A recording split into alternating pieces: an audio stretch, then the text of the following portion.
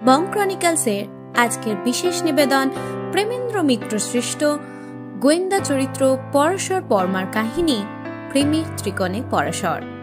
কবি, লেখক এবং চিত্র পরিচালক প্রেমেন্দ্র মিত্রের জন্ম 1904 খ্রিস্টাব্দে 4 সেপ্টেম্বর বারাণসীতে। বলতে গেলে তার হাত ধরেই বাংলা সাহিত্যে কল্পবিজ্ঞানের আত্মপ্রকাশ ঘটে।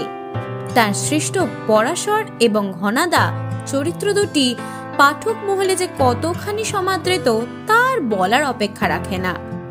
পরাশর বর্মা চরিত্রটি পেশায় গোয়েন্দা এবং নেশায় কবি।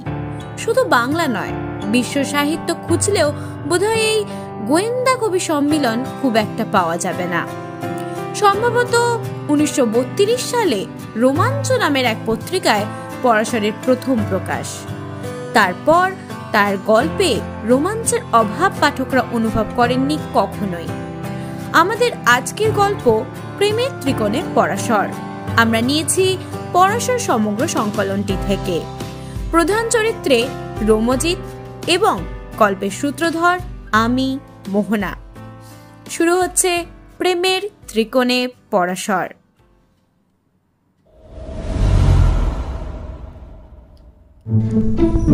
কলিং বেলটা বেজে উঠতে আমি অবশ্য নিষ্কৃতি পেয়ে বাঁচলাম। সকালবেলা পরাশরের বাড়িতে যাওয়ার বিপদ যে কি তা আমার ভালো করেই জানা। তবু অন্য একটা কাজে এ পাড়ায় আসবার পর পরাশরের সঙ্গে দেখা না করে যেতে খারাপ লেগেছে। পরাশর অবশ্য আমায় দেখে হাতে চাঁদ পেয়েছে। তারপর যথারীতি বেরিয়েছে তার কবিতার খাতা। তোমার আজকের সকালের আশাটা কিছু আশ্চর্য যোগাযোগ, উৎসাহ ভরে বলেছে পরাশর। কাল রাত্রেই কটা অদ্ভুত কবিতা লিখে ফেলেছি। কাকে শোনাবো তাই ভাবছি, এমন সময় তুমি এসে হাজির, যেন নিয়তি তোমায় পাঠিয়ে দিয়েছে। মনে মনে নিয়তির মুন্ডপাত করে খাতাটির দিকে চেয়ে সব হয় কবিতার সংখ্যা ও দৈর্ঘ্য অনুমান করবার চেষ্টা করলাম। পরাশরের কবিতা পড়া কিন্তু আর হলো না। তীব্র স্বরে কলিং বেল বেজে উঠল। পরাশরের মুখের চেহারাটা তখন দেখবার মতো। আমি তখন আশায় আশঙ্কায় দোদুল্যমান। পরাশর কবিতা পড়া সত্যিই থামাবে, নাকি এই উপদ্রব এড়াতে কলিং বেল উপেক্ষা করে নিয়ে যাবে অন্য ঘরে? শেষ পর্যন্ত তা করল না পরাশর। বিরক্ত মুখে নিজেই উঠে গিয়ে বাইরের দরজা খুলে যাকে সঙ্গে করে নিয়ে এলো তাকে দেখে কিন্তু আমি অবাক। নামটা ইচ্ছা করেই গোপন রাখছি, তবু আমার এ কাহিনী শেষ পর্যন্ত পড়বার ধৈর্য যাঁদের থাকবে তাঁরা কেউ কেউ হয়তো চিনতেও পারেন। নামটা ধরা যাক মানসী দেবী। যৌবনের প্রায় সীমান্তে এসে পৌঁছলেও পোশাকে, প্রসাধনে মানসী দেবী আসল বয়সটাকে বেশ ভালো রকমই চাপা দিয়ে রেখেছেন। একেবারে 18-19 না মনে হোক, 25 থেকে 30-এর কোঠায় তাকে অনায়াসে ফেলা যায়। মানসী দেবীর সঙ্গে সাক্ষাৎ পরিচয় না থাকলেও আমি তাকে চিনি। আমার কাগজে বার কয়েক তাঁর ছবিও ছেপেছি সাগ্রহে। সে অবশ্য প্রায় বছর 7 আগেকার কথা। শৌখিন রঙ্গমঞ্চে প্রথম সগৌরবে দেখা দিয়ে মানসী দেবী তখন ছায়াছবির জগতে একেবারে জয় করার উপক্রম করেছেন। তাঁর সম্বন্ধে ছবির জগতে তখন বেশ আগ্রহ আলোচনা শুরু হয়েছে। বাংলা ছবিতে নায়িকার দুর্ভিক্ষ। মানসী দেবী সেদিক দিয়ে একটা বড় অভাব পূর্ণ করবেন, সকলে তাই মনে করেছে। সে প্রত্যাশা কিছু পূর্ণ হয়নি। হঠাৎ মানসী দেবী শুধু চিত্রশিল্প থেকেই নয়, রঙ্গমঞ্চ থেকেও সরে দাঁড়িয়েছিলেন। চিত্র ও নাট্য জগৎ বিস্ময়ে বিমূঢ় হয়ে গেছিল। সত্যি সাংবাদিকেরা এই রহস্যময় মূল খোঁজবার চেষ্টা করেনি এমন নয়, তবে বিশেষ কিছু তারা সন্ধান করে পায়নি। শুধু একটা গুজব গোছের শোনা গিয়েছিল যে শাঁসালো কোনো মক্কেলকে পাকড়াও করেই নাকি মানসী দেবী পর্দা ও মঞ্চ ছেড়ে সংসারী হতে চলেছেন। সে গুজবও কিন্তু সত্য বলে প্রমাণিত হয়নি। হলে আর যার কাছেই হোক, সেন দৃষ্টি সাংবাদিকদের কাছে যে এরকম একটা রসালো খবর গোপন থাকতো না, সেটা আর আলাদা করে বলবার নয়। তবে মানসী দেবীর হৃদয় গঠিত ব্যাপারের উপর একটু আলোকপাত তখন হয়েছিল। তাঁর পানি প্রার্থী যে একজন নয়, দুজন, এই খবরটি জানা গিয়েছিল তখন। দুজনেই যাকে বলে ঐশ্বর্যের চূড়ায় আসীন। শুধু একজনের সম্পদ ছিল শিল্প ব্যবসায় স্ব-উপার্জিত, আর অন্যজনের পৈতৃক উত্তরাধিকারে পাওয়া। মানসী দেবী সম্বন্ধে সাধারণের কৌতূহল যথারীতি বেশি দিন স্থায়ী হয়নি। চিত্রাকাশে নতুন তারকার উদয় হয়েছে, মানসী দেবী তাতে ম্লান হয়ে একদিন পুরানো কাগজের ফাইলের মধ্যেই অস্তমিত হয়েছেন। সেই মানসী দেবীকে এতদিন বাদে হঠাৎ সকালে পরাশরের ঘরে দেখে অবাক হওয়া নিশ্চয়ই স্বাভাবিক। মহিলা বলে দরজা থেকে ফিরিয়ে না দিলেও পরাশর তার অপ্রসন্নতাটা গোপন করলে না। মানসী দেবীকে ঘরে এনে বসাবার পর আমি উঠে দাঁড়ালাম। মানসী দেবী নিশ্চয় কোনো গুরুতর বিষয়ে পরাশরের পরামর্শ নিতে এসেছেন। আমার এখানে থাকাটা তিনি পছন্দ নাও করতে পারেন। আমায় উঠতে দেখে পরাশর কিন্তু বেশ একটু রুক্ষস্বরেই বললে, তুমি উঠছো কেন? বসো। মানসী দেবী আমার দিকে একবার ভ্রুকুটি ভরে চেয়ে বললেন, কিন্তু আমার কথাটা একটু গোপনীয়। প্রকাশ্য বা গোপনীয় যাই হোক, আজ তো আর আপনার কথা শুনতে পারবো না। পরাশর শক্ত কথাগুলো এবার শুধু গলাটা একটু মোলায়েম করে বিনীত ভঙ্গিতে বললে, আপনি না জেনে একেবারে বাড়ির দরজায় এসেছেন, তাই ঘরে এনে বসিয়ে এই কথাটা জানাচ্ছি। আগে থাকতে ঠিক না করা থাকলে আমি বাড়িতে কারোর সঙ্গে দেখা করি না। দেখা করেন না? তার মানে আপনার সাহায্য বা পরামর্শ চাইতে আসতে হলে আগে থাকতে অ্যাপয়েন্টমেন্ট করাতে হবে। মানসী দেবীর মুখে কেমন একটু তিক্ত দুর্বোধ্য হাসি। পরাশর সেটা লক্ষ্য নিশ্চয় করলেও আগ্রহ করে বললে, হ্যাঁ, আপনি বরং কালই এই সময় আর একবার আসবেন। আপনার যা বলার আছে আমি শুনবো। তখন আর আপনাকে শোনাবার কিছু থাকবে না পরাশরবাবু। যা শোনাবার পুলিশকেই শোনাতে হবে। মানসী দেবের মধ্যে চিত্র তারকার উজ্জ্বল সম্ভাবনা দেখে কেন যে অনেকে উচ্ছ্বসিত হয়েছিল, এই কথাগুলি বলার ভঙ্গিতে তার গলার স্বরেই তা আমার কাছে স্পষ্ট হয়ে উঠল। ঈষৎ বিদ্রুপের সঙ্গে সেই স্বরে ও ভঙ্গিতে এমন একটু বেদনা মেশানো, যা অভিনয় ফোটাতে পারলে অনেক নামকরা অভিনেত্রীও ধন্য হয়ে যেতেন বোধহয়। ব্যাপারটা এখন কিন্তু অভিনয় নয় বলেই মনে হলো আমার। পরাশরের ধারণা হয়তো সেই রকমই হয়ে থাকবে, কারণ একটু চুপ করে থেকে এই প্রথম যেন মানসী দেবীকে ভালো করে একটু লক্ষ্য করে সে আগেকার রুক্ষ স্বর পাল্টে সম্পূর্ণ ভিন্ন সুরে জিজ্ঞাসা করলে, আপনার তাহলে ধারণা যে আদিত্য প্রতাপ আর মহিধরের মধ্যে আজই সাংঘাতিক কিছু একটা ঘটবে? হ্যাঁ, আমার দৃঢ় বিশ্বাস তাই। মানসী দেবী গাঢ় গম্ভীর স্বরে বললেন, আপনার কাছে সেই জন্যই ছুটে এসেছি। আপনার তাহলে ধারণা যে আদিত্য প্রতাপ আর মহিধরের মধ্যে আজই সাংঘাতিক কিছু একটা ঘটবে? চমকে উঠে মানসী দেবীর মতো আমিও হতভম্ব হয়ে পরাশরের দিকে তাকালাম। মানসী দেবী প্রথম কিছুটা আত্মস্থ হয়ে বিমূঢ়ভাবে জিজ্ঞাসা করলেন, আপনি একথা জানলেন কি করে? সে ব্যাখ্যা পরে হবে। পরাশরের গলায় একটু অধৈর্য প্রকাশ পেল। এখন আসল বিষয়টারই আলোচনা হোক। আদিত্য প্রতাপ আজই ভয়ানক কিছু করবে আপনি ভাবছেন। ভয়ানক কিছু মানে তো আবার মহিধর চৌধুরীকে খুন করবার চেষ্টা, তাই না? মানসী দেবী হতভম্বের মতো একটু ঘাড় নাড়লেন। পরাশর আবার বললে, কিন্তু ছোড়াছুরি নিয়ে খুন করবার কথা নিশ্চয়ই ভাবছেন না। মহিধরকে মারবার চেষ্টা করলে পিস্তল দিয়েই করবে। আদিত্য প্রতাপের পিস্তল আজ 7 দিন হলো চুরি গেছে, তা নিশ্চয়ই জানেন। জানি জানি, মানসী দেবী এবার একটু উত্তেজিত। কিন্তু সে চুরির খবর সত্য নয়। সত্য নয় আপনি ঠিক জানেন? পরাশর তীক্ষ্ণ স্বরে জিজ্ঞাসা করলে। একেবারে চাক্ষুষ প্রমাণ না পেলেও তাই আমার অনুমান। আরে অনুমান কেন ভুল না তা বলছি। মানসী দেবীকে থামিয়ে দিয়ে কথার মাঝখানেই পরাশর বললে, তা বলবার আগে আর একটা কথা জানান দেখি। আদিত্য ও মহিধরের তো গলায় গলায় ভাব, তাদের মধ্যে সম্প্রতি কি কোনো ঝগড়া হয়েছে? না। যেন অনিচ্ছার সঙ্গেই স্বীকার করলেন মানসী দেবী। কিন্তু বাইরের ঝগড়াই তো আসল নয়। ঠিকই বলেছেন। পরাশর এবার বিদ্রূপ তীক্ষ্ণ স্বরে বললে, ভেতরে ভেতরে ওরা পরস্পরের পরম শত্রু, আর তার কারণ আপনি, তাই তো? মানসী দেবী মাথাটা নিচু করলেন। পরাশর আবার বলে গেল,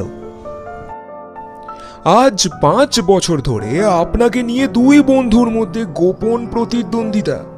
আপনি তাতে ইন্ধন জুগিয়ে আসছেন, হয়তো উপভোগও করছেন। আপনার জন্য দুজনের এই সুন্দর উপসুন্দর গোপন লড়াই। না না না।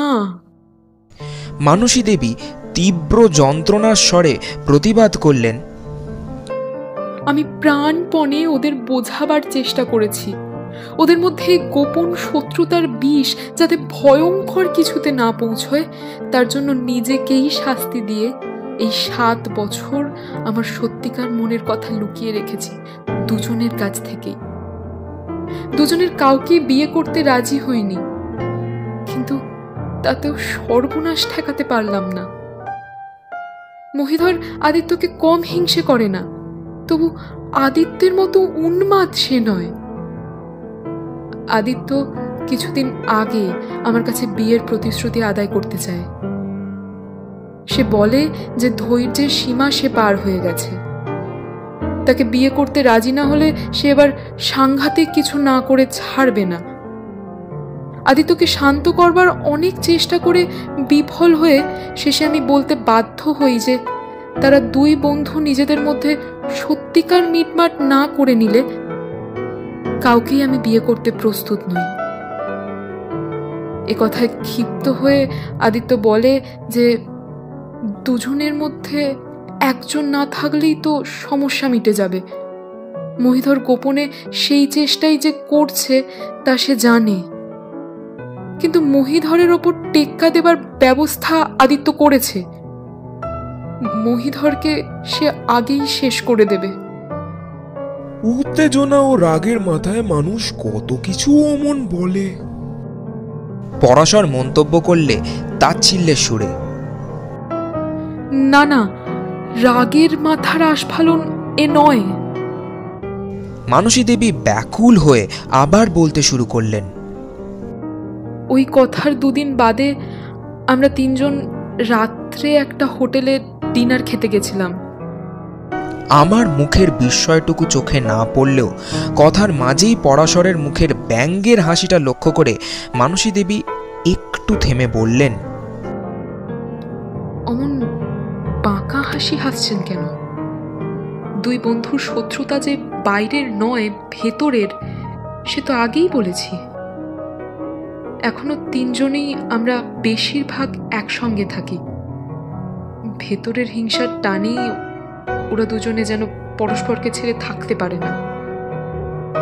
মানসী দেবী একটু থামতেই পরাশর বললে, বাঁকা হাসি যদি আমার মুখে দেখে থাকেন সেটা আপনারা 3 জনে একসঙ্গে ডিনারে গেছিলেন শুনে নয়, আপনি আমার কাছে সত্য গোপন করেছেন বলে। সত্য গোপন করেছি? মানসী দেবীর গলা একটু ঝাঁঝালো হয়ে উঠল ক্ষোভে। আমার কথা সব না শুনে সত্য গোপন করেছি কিনা বুঝলেন কি করে? সত্যটাই তো বলতে যাচ্ছিলাম।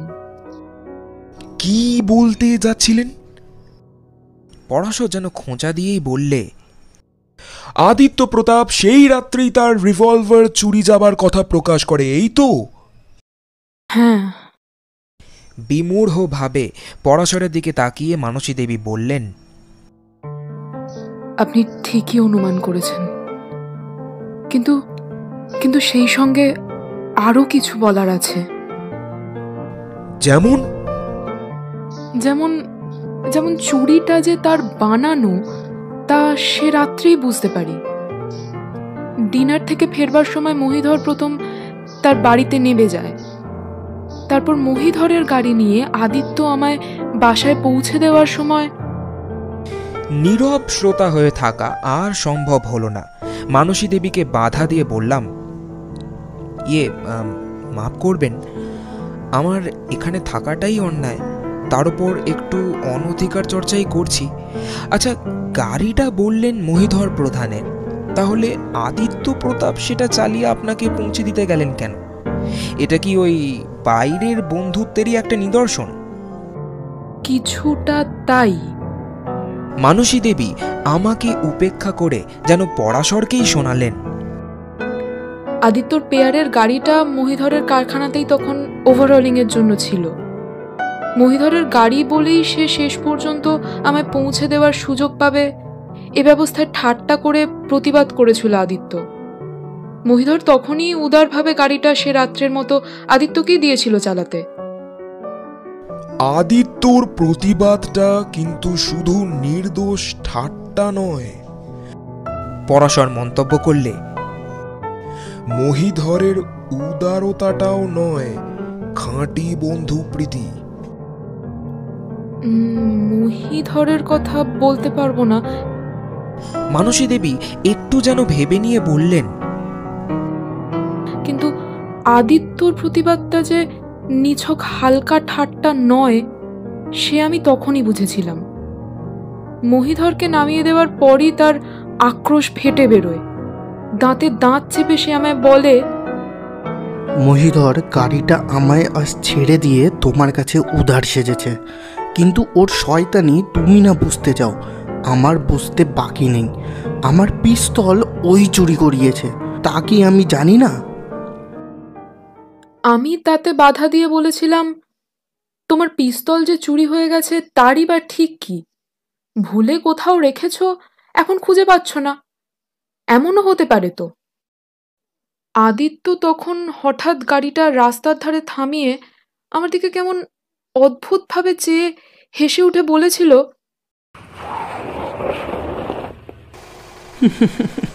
তাই যদি হয় তাহলে তোমার সব সমস্যা মিটে গেছে যেন। তার গলার স্বরে ও বলার ধরনে ভয় পেয়ে আমি বলেছিলাম, তার মানে? তার মানে মহিধর আর 3 দিন তোমার কাছে উদার মহৎ সেজে থাকবার সুযোগ পাবে। 3 দিন বাদেই ওর গ্যারেজ থেকে আমার গাড়ি মেরামত হয়ে বেরোবে। সেই গাড়ি নিয়েই আমি ওর সাথে দেখা করতে যাব, গাড়ি মেরামতের খুঁত ধরে ঝগড়া করতে। তুই বন্ধুর ঝগড়া হঠাৎ হয়ে ওঠে, কি থেকে কি হয় কেউ বলতে পারে? আদিত্য প্রায় স্বাভাবিক গলাতেই কথাগুলো বলেছিল, কিন্তু ভয়ে আমার বুকের ভেতরটা তখন হিম হয়ে গেছে। আমি তার হাত ধরে মিনতি করে বলেছিলাম, এরকম সাংঘাতিক কথা মুখে উচ্চারণ থেকে দূরে থাক, সে যেন মনেও না ভাবে। কাজে না করে মজা হিসেবে মনে মনে ভাবতে দোষ কি? বলে সে যেভাবে হেসে উঠেছিল তাতে আমি শিউরে উঠেছিলাম ভেতরে ভেতরে। মহিধরকে শেষ পর্যন্ত এ কথা আমি না জানিয়ে পারিনি। মহিধর কিন্তু হেসেই উড়িয়ে দিয়েছে ব্যাপারটা, বলেছে, হাহা, আদিত্য তোমায় ঠাট্টা করে বোকা বানিয়েছে, তাও বুঝতে পারোনি? আমি কিন্তু সত্যি তা বুঝিনি। আমার পেরাপেরিতে মহিধর আদিত্যকে মেরামত করা গাড়ি ফেরত দেবার ব্যাপারে একটা কৌশল করতে রাজি হয়েছে। গাড়িটা আদিত্যর বাড়ির বদলে গ্যারেজের ড্রাইভার যেন ভুল করে মহিধরের বাড়ির সামনেই রেখে যাবে।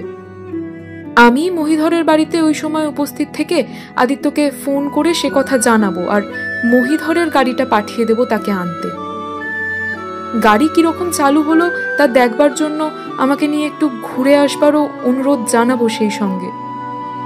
সত্যিই যদি তার মনের ভেতর কোনো ভয়ঙ্কর মতলব তখনও থেকে থাকে, তাহলে এই ব্যবস্থায় হয়তো তা কেটে যেতে পারে বলে মনে করেছি। যদিও মনে করলেও সম্পূর্ণ নিশ্চিন্ত হতে পারিনি। আমার সন্দেহ সম্পূর্ণ সত্য বা মিথ্যা দুই হতে পারে। সুতরাং পুলিশকে কথা জানানো যে যায় না তা বুঝতেই পারছেন। তাই আপনার কাছে ছুটে এসেছি। আজ সেই গাড়ি ফেরত দেবার দিন। সকালেই গাড়ি দেবার কথা ছিল। আদিত্য কারখানায় কয়েকবার এর মধ্যে ফোন করেছে। দেরি হবার নানা মিথ্যে কৈফিয়ত দিয়ে তাকে আটকে রাখা হয়েছে, কিন্তু তার চলবে না। আমি এখান থেকে মহিধরের বাড়িতেই যাচ্ছি। এখন বিপদ যদি সত্যি কিছু থাকে, আপনি তার ঠেকাবার ব্যবস্থা করতে পারেন কিনা। মানসী দেবী ক্লান্তভাবে থামলেন, পরাশরের মুখের দিকে উৎসুক কাতর দৃষ্টিতে চেয়ে। পরাশরের ব্যবহার তখন সত্যি আমার খুব খারাপ লাগছে। মানসী দেবীর শেষ কথাগুলো যেন শুনতেই পায়নি এমন অন্যমনস্ক ভাবে সে তখন ঘরের কোণে জড়ো করা পুরানো খবরের কাগজের তারাগুলো ঘাঁটছে।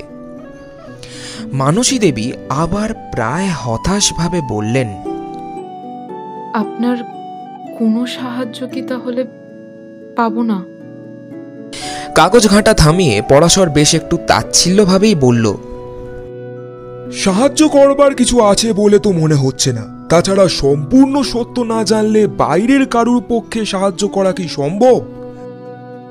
সম্পূর্ণ সত্য কি আপনাকে জানাইনি?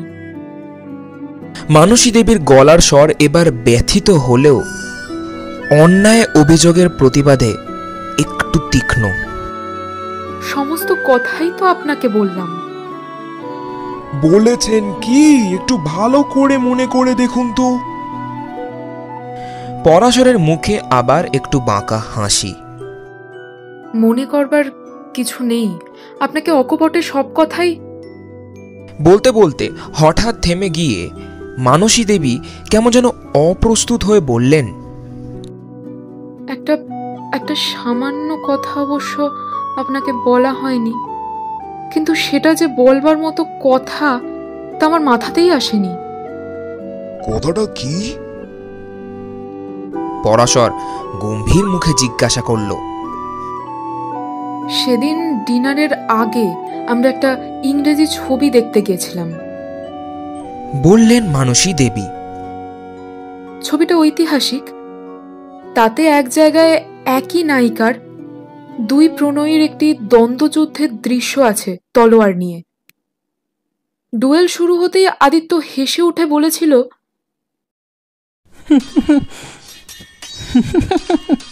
এ যুদ্ধ মানে তো খানিকটা তরোয়ালের খেলা দেখানো, নইলে কে জিতবে তা তো ঠিকই হয়ে আছে।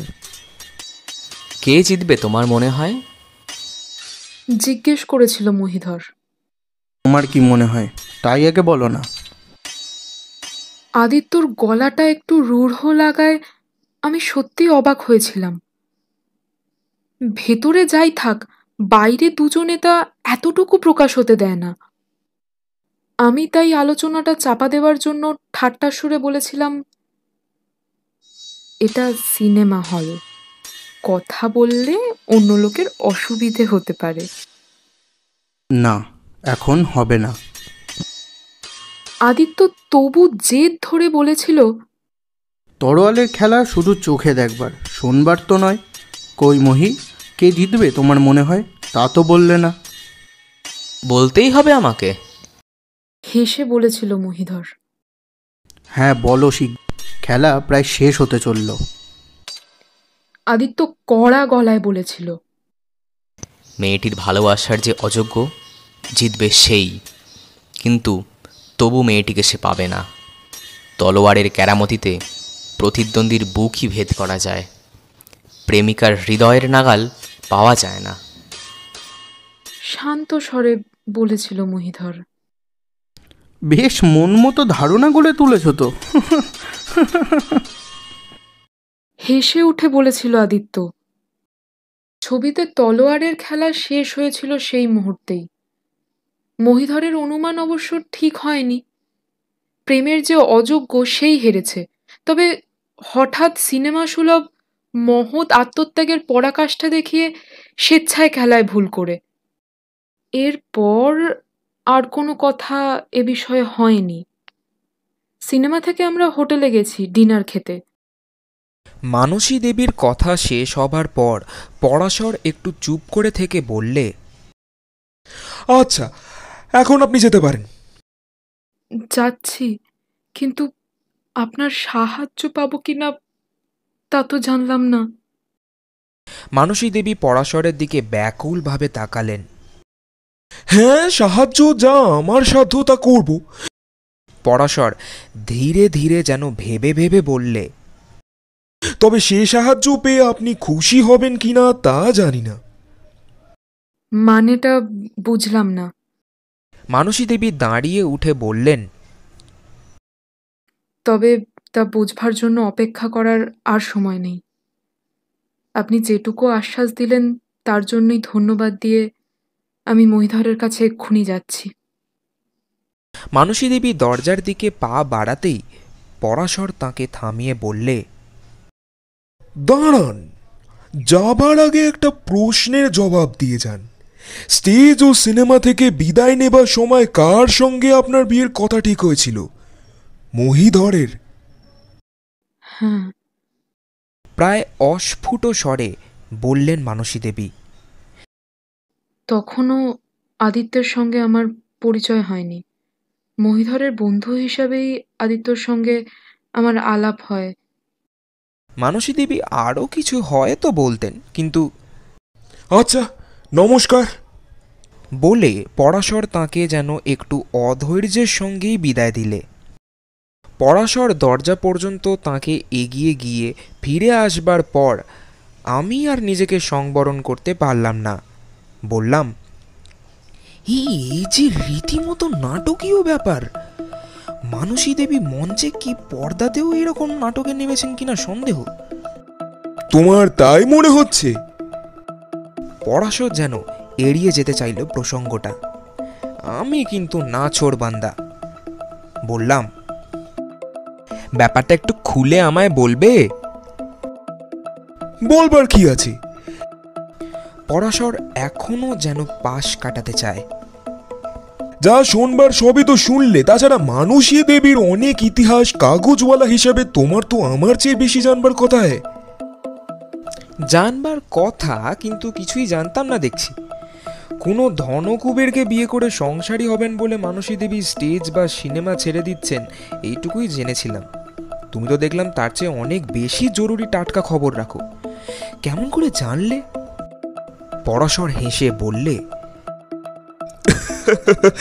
না শুনে ছাড়বে না যখন, একটু অপেক্ষা করো, আমি কাগজগুলো একটু দেখে নিই। সময় তো সত্যি বড় কম। পরাশর আবার সেই পুরানো কাগজের তারা ঘাঁটতে শুরু করলো। কিছুক্ষণ বাদে আর না বলে পারলাম না। সময় কম বলছো, তাহলে এখন পুরানো কাগজ ঘাঁটার কি দরকার? দুনিয়ায় পুরানো বলে কিছু নেই হে। পরাশর যা খুঁজছিল তাই পেয়েই বোধহয় কাগজটা নিয়ে টেলিফোনের দিকে যেতে যেতে দার্শনিক মন্তব্য করলে, যা পুরানো তাই আবার নতুন হয়ে দেখা দিচ্ছে। ফোনটা তুলে ডায়াল থেকে পরাশর কাকে ডাকলো বুঝতে পারলাম না।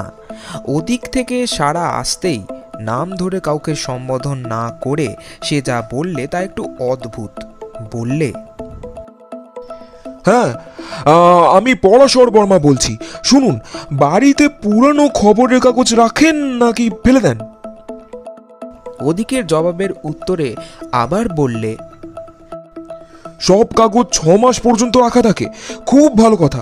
তাহলে 16 মার্চ তারিখের ইংরেজি কাগজগুলো বার করে দেখুন। বেশি খুঁজতে হবে না। একটা ইংরেজি কাগজের একেবারে প্রথম পাতারই বাঁ দিকের তলাতে একটা খবর পাবেন। কাগজটা পেলেন কিনা এবং খবরটা পড়ে কি বুঝলেন যত তাড়াতাড়ি পারেন জানান। যান যান যান, এক্ষুনি খোঁজ করুন। ফোনটা নামিয়ে রেখে বেশ একটু খুশি মুখেই পরাশর এবার আমার কাছে এসে বসে বললে, বলো, কি শুনতে চাও? পরাশরের হেঁয়ালি করার ধরনে মনটা তখন খিঁচড়ে আছে। একটু ক্ষোভের সঙ্গেই বললাম, শুনতে তো অনেক কিছুই চাই, কিন্তু তুমি তো খোলসা করে কিছুই বলবে না, সুতরাং যেটুকু কৃপা করে বলতে চাও তাই শুনি। আরে রাগ করছো কেন? সবই তো বলছি। পরাশর হেসে উঠে বললে, তবে সত্যি বলবার বেশি কিছু নেই। মানসী দেবী শেষ যে ছবিতে নামেন তার পেছনে টাকা ছিল আদিত্য প্রতাপ চৌধুরীর। আদিত্য প্রতাপ বনেদি বড় ঘরের ছেলে, এককালে প্রায় রাজত্ব বলা যায় এমন জমিদারি ছিল।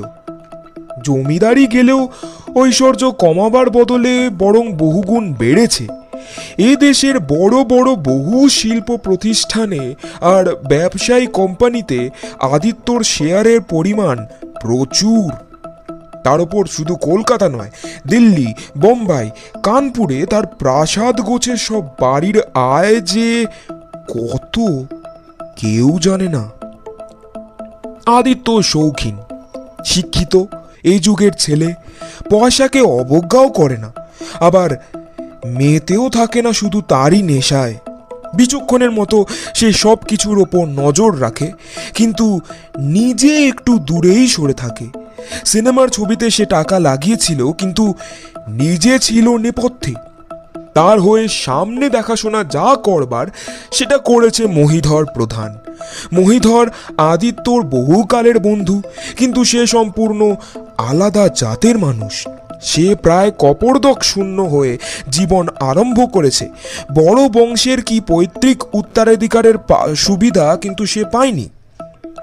নিজের চেষ্টায় ছোট থেকে বড় হতে হতে সে একজন নাম করবার মতো শিল্পপতি হয়ে উঠেছে যৌবন পার হবার আগেই। বুঝে দেখো, দুই বন্ধু প্রায় অভিন্ন হৃদয় বলেই সবাই জানে। মহিধরের গোড়ার দিকের কাজ কারবারে আদিত্যর পৃষ্ঠপোষকতাও কিছুটা ছিল। পয়সার প্রতিপত্তিতে দুজনেই এখন প্রায় সমান। আর একদিক দিয়েও একটা মিল আছে, দুজনেই অকৃতদার। মহিধর ওই ছবির ব্যাপারেই মানসী দেবীর সংস্পর্শে এসে প্রেমে পড়ে। তারপর একদিন মানসী দেবীকেও বোধহয় অবাক করে বিয়ের প্রস্তাব করে বসে। মানসী দেবীর মত পাবার পর বন্ধু আদিত্যকে মহিধর সব কথা জানায় ও তার সঙ্গে মানসী দেবীর পরিচয় করিয়ে দেয়। তারপর থেকেই গন্ডগোলের সূত্রপাত। আদিত্য যাকে বলে প্রথম দর্শনেই প্রেম, আর সে প্রেম একেবারে বাঁধা ভাঙা বন্যা। মানসী দেবীর মনের কথা তিনিই জানেন, কিন্তু ব্যাপার এই রকম, সঙ্গীন হবার পর সত্যি এতদিন ধরে দুজনের কাউকেই তিনি বরণ করতে রাজি হননি। ধৈর্য করে অপেক্ষা করলে দুই বন্ধুর মধ্যে একটা বোঝাপড়া হবে হয়তো আশা করেছেন, কিন্তু তা তো হয়নি। তার বদলে আজ একটা বিস্ফোরণই হতে চলেছে, বুঝলে? আজ সত্যি কিছু একটা ঘটবে বলে তুমি মনে করো? জিজ্ঞাসা করলাম। তাহলে গোড়ায় মানসী দেবীকে সাহায্য করতে রাজি হচ্ছিলে না কেন? সাহায্য যার সবচেয়ে দরকার তাকেই করব বলে। পরাশরের আবার সেই হেঁয়ালি। এই হেঁয়ালি আপাতত অগ্রাহ্য করে জিজ্ঞাসা করলাম, কিন্তু তুমি ওদের তিনজনের এত কথা, মায় আদিত্যের পিস্তল চুরি যাবার খবর পর্যন্ত জানলে কি করে? পরাশর উত্তর দেবার আগেই ফোন বেজে উঠল।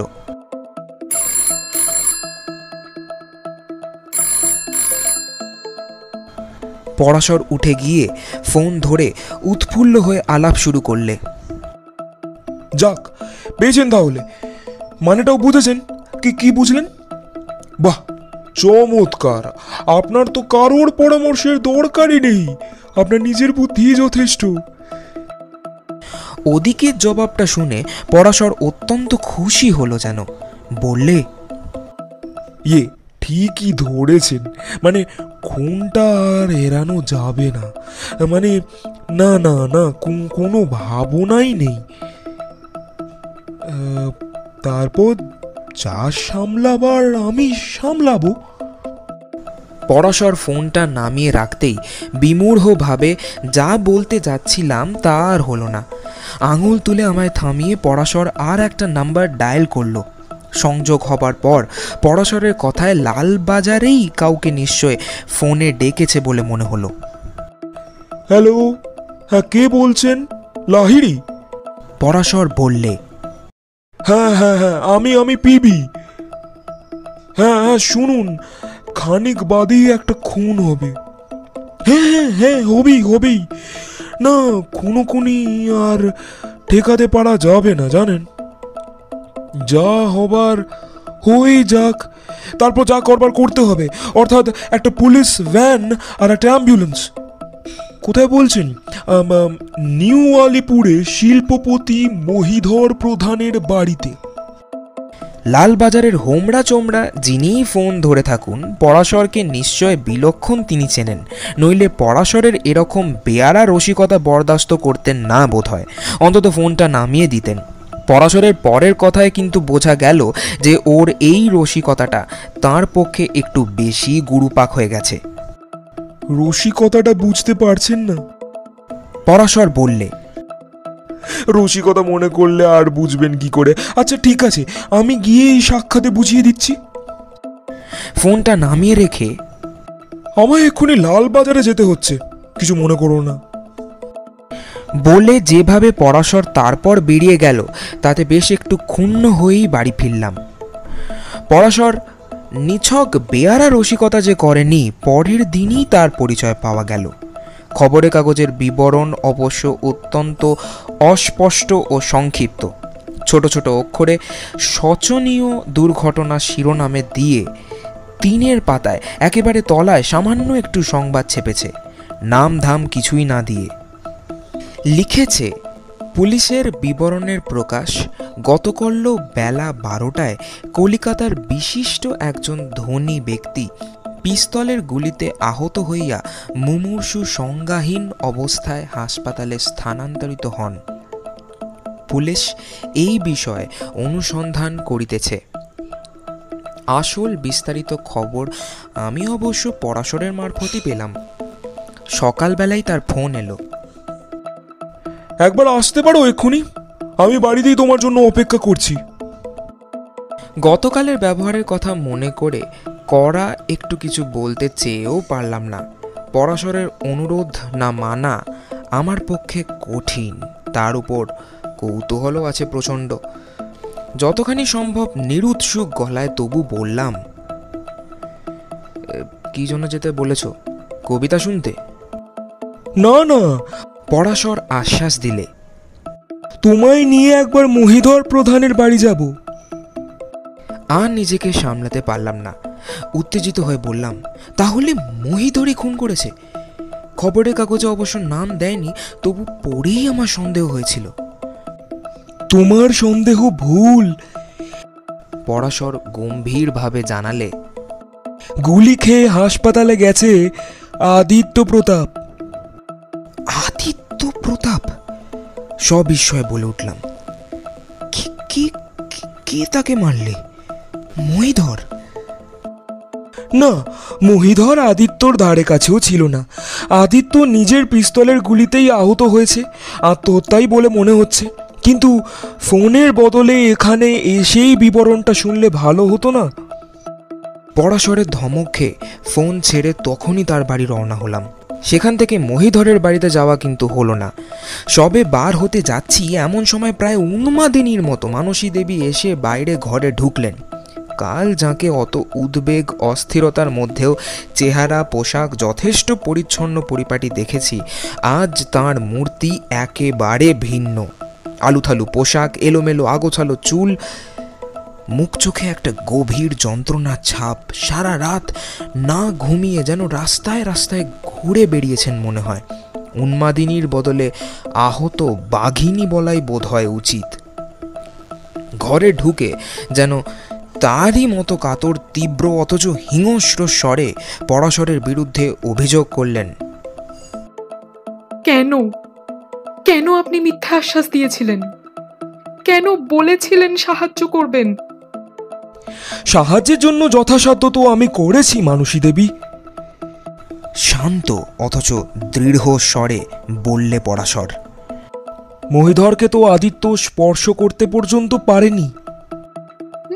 না, তা পারেনি। মানসী দেবী গলার স্বর কান্নায় প্রায় রুদ্ধ হয়ে এলো। কিন্তু কিন্তু আদিত্যর এই হবে তাকে আমি চেয়েছিলাম। কেন আপনি তাকে বাঁচাতে পারলেন না? আপনার এই দুর্বলতার কথা তখন তো এতটুকু বুঝতে দেননি মানসী দেবী। পরাশরের গলা এবার সহানুভূতিতে স্নিগ্ধ। না, তা দিইনি। মানসী দেবী একেবারে ভেঙে পড়লেন। তাকে পর্যন্ত কোনো দিনও বুঝতে দিইনি। বুঝলে এমন করে আত্মহত্যা আদিত্য বোধ হয় করতো না।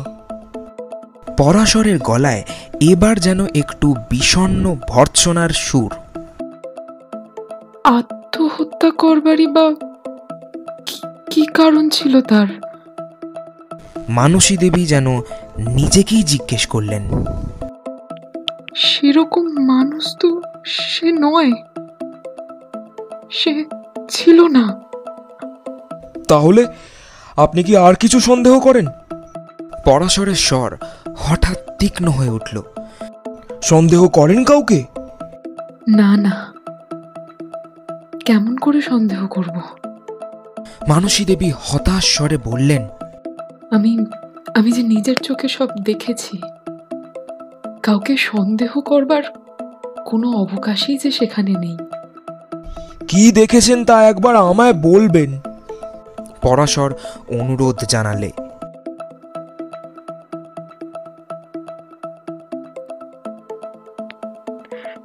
পুলিশের কাছে সবই বলেছি, তবু আপনাকে আবার বলছি। মানসী দেবী রুদ্ধ স্বরে ধীরে ধীরে বললেন, আপনাকে যেরকম বলে গিয়েছিলাম সেইভাবেই মহিধরের বাড়ি থেকে আদিত্যকে আমি গাড়িটা নিতে আসবার জন্য ফোন করি। মহিধরের দোতলার ঘর থেকে গাড়িটা, মানে যেখানে রাখা ছিল আর কি, সেই ড্রাইভওয়েটা ভালো করে দেখা যায়। আমি আর মহিধর দুজনেই ওপর থেকে সেখানে লক্ষ্য রেখেছিলাম। ফোনের কিছুক্ষণ বাদেই আদিত্য ওর পুরনো একটা গাড়িতে সেখানে আসে। তারপর ওপরে না উঠেই নিজের গাড়িটা ড্রাইভওয়েতে দেখে সোজা তাইতেই গিয়ে উঠে বসে। সে আমাদের সঙ্গে দেখা না করেই গাড়িটা নিয়ে ওখান থেকে চলে যাবে কিনা যখন ভাবছি, তখনই গাড়ি থেকে সেই পিস্তলের ভয়ঙ্কর আওয়াজটা শুনতে পাই।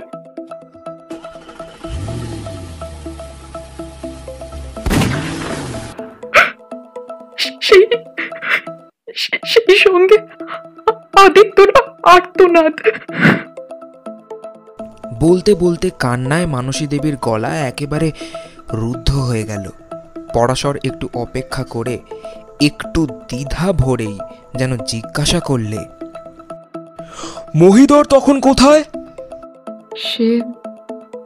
সে আমারই পাশে দাঁড়িয়েছিল। নিজেকে কিছুটা সামলে নিয়ে বললেন মানসী দেবী। পিস্তলের শব্দ শুনেই সে ছুটে নিচে নেমে যায়। আমিও তার পিছন পিছন যাই।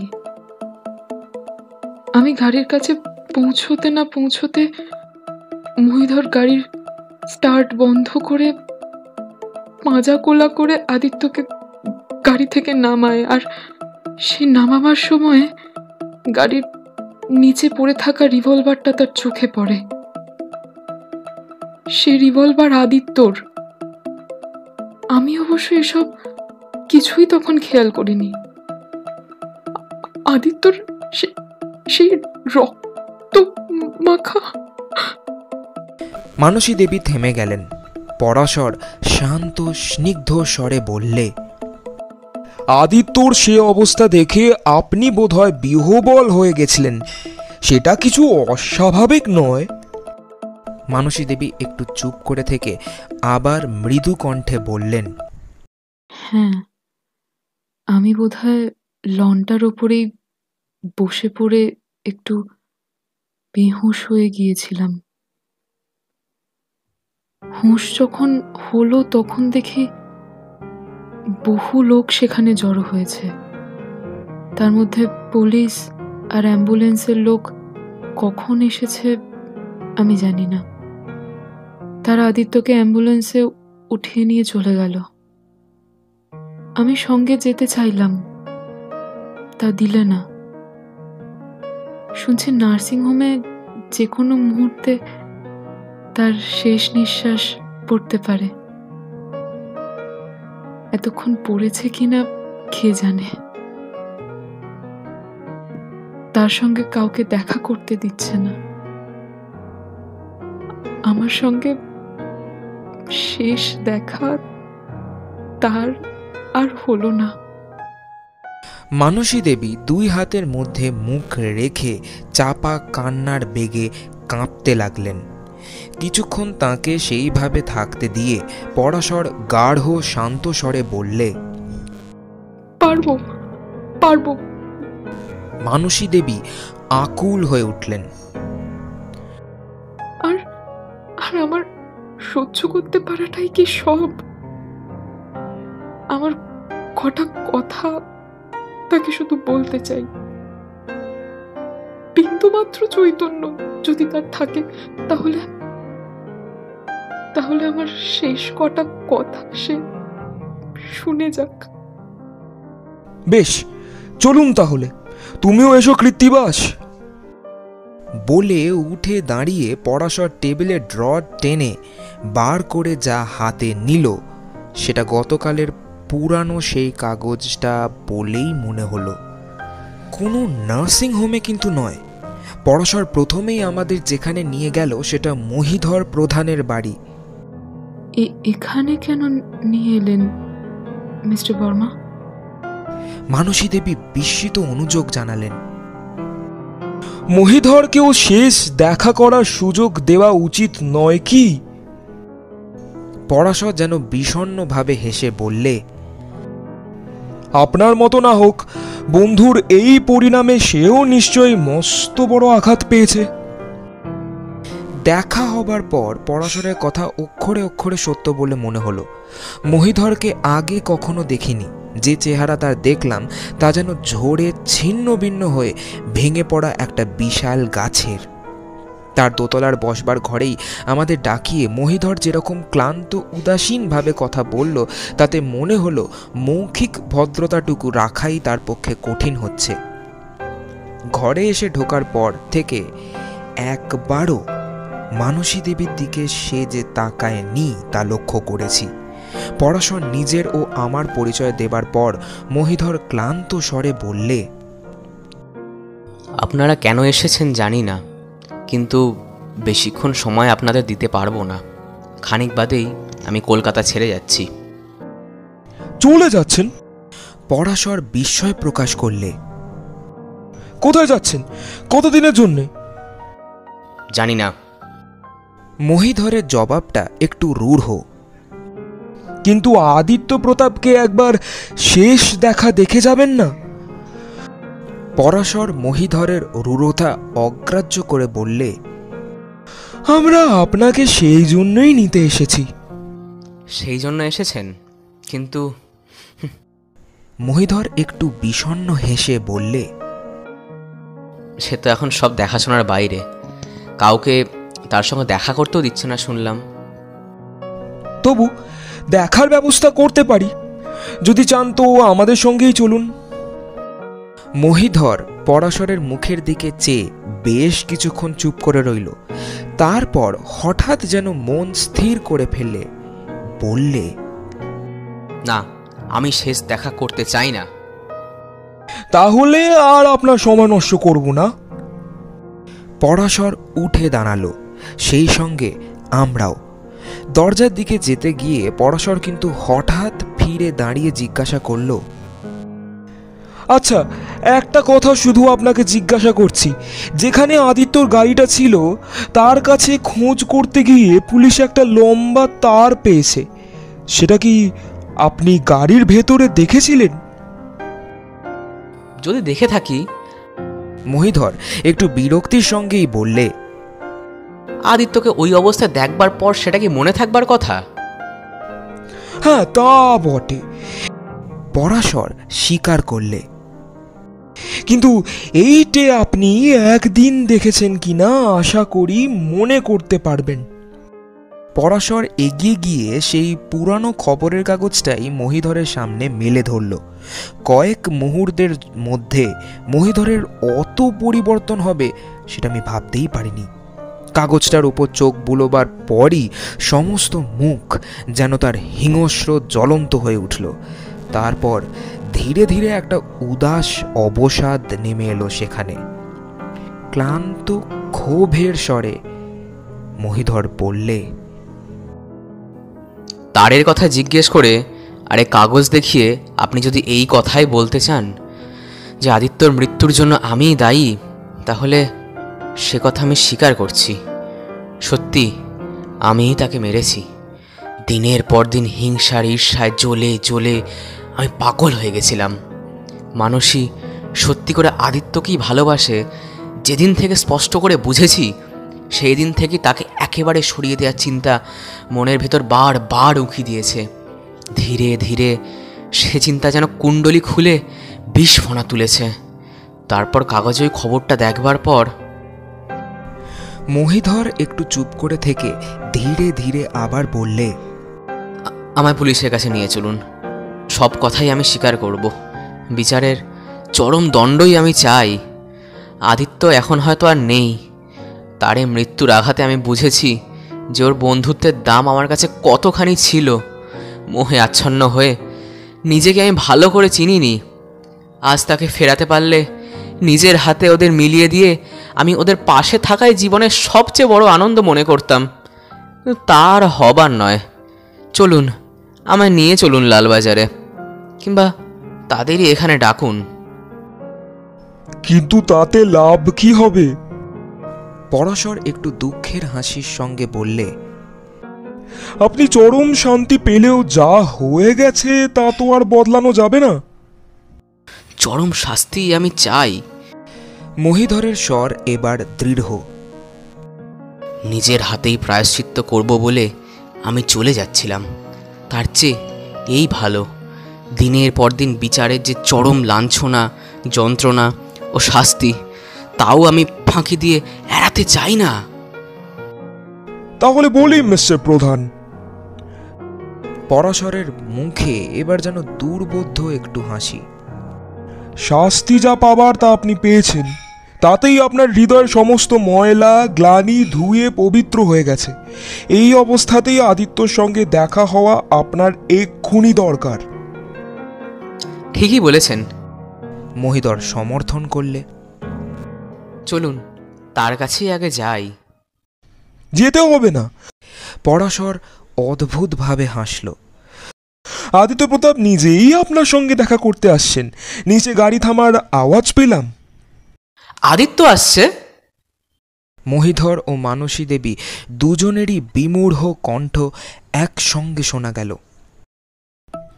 হ্যাঁ, আপনাদের জীবনের দুশ্ছেদ্য জট ছাড়বার একটা সস্তা কৌশল আমি করেছিলাম, তা সফল হওয়ার তৃপ্তিটুকু নিয়ে যাচ্ছি। কি এসো কৃত্তিবাস। বলা বাহুল্য, পথে যেতে যেতে প্রশ্নবাণে পরাশরকে অস্থির করে তুললাম। সেই প্রশ্ন উত্তরে যথাযথ বিবরণ অতি দীর্ঘ। সংক্ষেপে তার মূল সারাংশটুকু কেবল তাই জানাচ্ছি। আদিত্য প্রতাপ মহিধরের উন্মত্ত হিংসা লক্ষ্য করে সাংঘাতিক কিছু একটা সে করতে পারে এই ভয় তার পিস্তল চুরি যাবার পরই পরাশরের সাহায্য চেয়েছিল। মহিধরের গ্যারেজেই আদিত্যর গাড়ি মেরামত হচ্ছে ও মানসী দেবীর সরল বুদ্ধিতে তা নিতে আদিত্যকে আনানোর একটা ওই রকম ব্যবস্থা হয়েছে জেনেই পরাশরের কিছুকাল আগে পড়া একটা খবরের কথা মনে পড়ে যায়। পুরনো খবরের কাগজ ঘেঁটে খবরটা বার করে পড়ে তার কেমন দৃঢ় বিশ্বাস হয় মহিধর আদিত্যকে মারবার ওই ধরনের একটা ফন্দি করছে। আদিত্যর পিস্তলটা সেই জন্যই সে আগে চুরি করেছিল।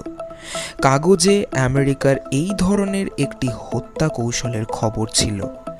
গাড়ির ক্লাচের সঙ্গে তার দিয়ে একটি রিভলভার এমনভাবে স্টিয়ারিং হুইলের নিচে বাঁধা ছিল যে ক্লাচ টেপা মাত্র গুলি ছুটে চালক নিহত হয়। ঘটনাটিকে আত্মহত্যার চেহারা দেবার সুযোগও মহিধর করে নিয়েছিল। দূর থেকে গুলির আওয়াজের পর সেই প্রথম ছুটে যায় গাড়ির কাছে। সেখানে তারটা খুলে পিস্তলটা গাড়ির মধ্যে এবং তারটা বাইরে ফেলা কয়েক সেকেন্ডে ব্যাপার। পরাশর কিন্তু কৌশলটা অনুমান করে ফেলেছিল আগে থাকতেই।